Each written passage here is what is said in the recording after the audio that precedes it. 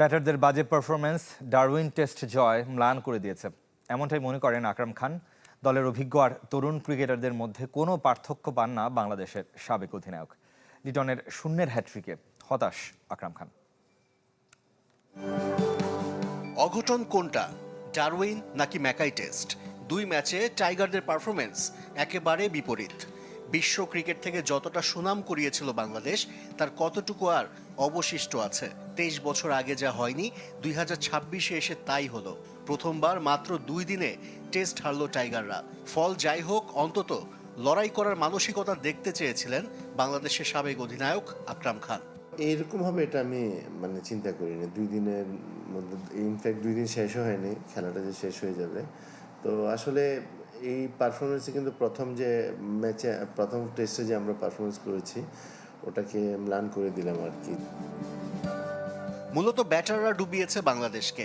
আকরাম খানের কাঠগড়ায় দলের অভিজ্ঞ ক্রিকেটাররা মুশফিকুর রহিম, মুমিনুলদের কাছে আরও দায়িত্বশীল ব্যাটিং প্রত্যাশা করেছিলেন তিনি।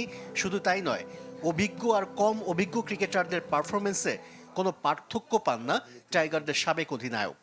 সিনিয়ররা যদি ধারাবাহিকতা বজায় রাখতে না পারে, তো জুনিয়রদের তো আপনার স্বাভাবিকভাবে ওই সুযোগটা কম, যেহেতু আপনার এক্সপিরিয়েন্স কম। তো এখানে দেখা যাচ্ছে যারা এক্সপিরিয়েন্স কম ওরাও যা করছে, যাদের এক্সপিরিয়েন্স আছে তারাও কিন্তু সেম কাজটা করছে।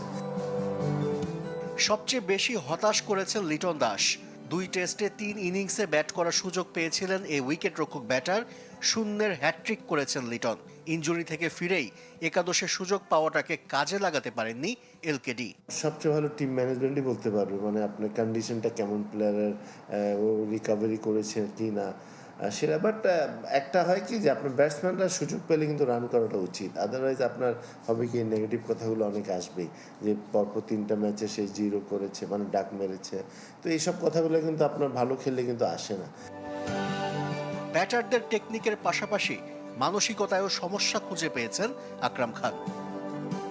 আশরিক রুদ্র, চ্যানেল 24, ঢাকা।